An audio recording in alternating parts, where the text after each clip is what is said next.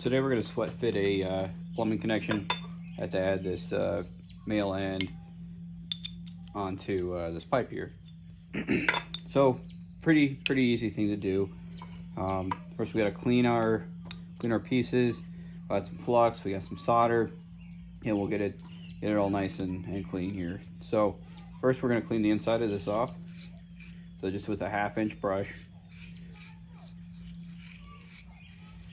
Get it nice and clean. Pull it out.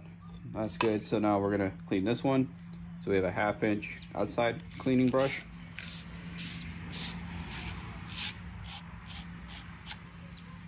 And you usually do it twice just to be safe. And then you can use a towel or a paper towel or your shirt and just wipe it clean.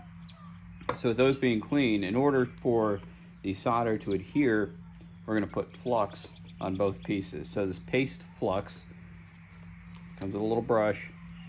You just try to glob it on there and you just paint it on.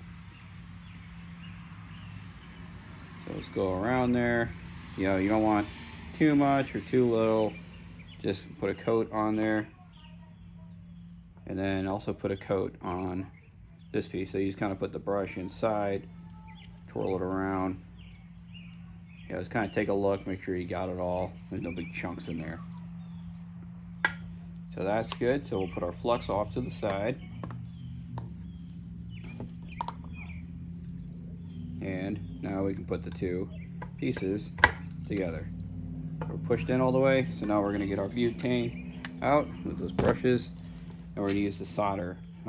It's just lead-free solder. You can get it at any store. So we're gonna take our stuff here. I like these quick fire thing, you know, it's casual, it's easy. Just turn it on. Now once it's going, you want to look for the blue flame, and then now you just start heating it up. It could take a few minutes, about a minute or so. Nice and warm. You want both pieces warm.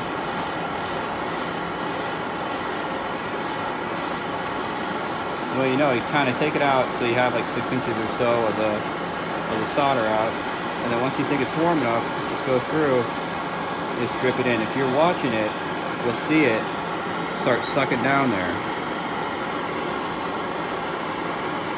And then once you think you got it, turn the torch off. Put that off to the side. Now don't grab it, it's going to be super hot. But if we take a look at this, and you look in there, you can see how the solder got sucked down into the piece, okay? It drew it in, so now you're guaranteed no leaks because you got that solder all the way around it. If it's too cold and not warm enough, it's not gonna suck down there and it's gonna give you trouble.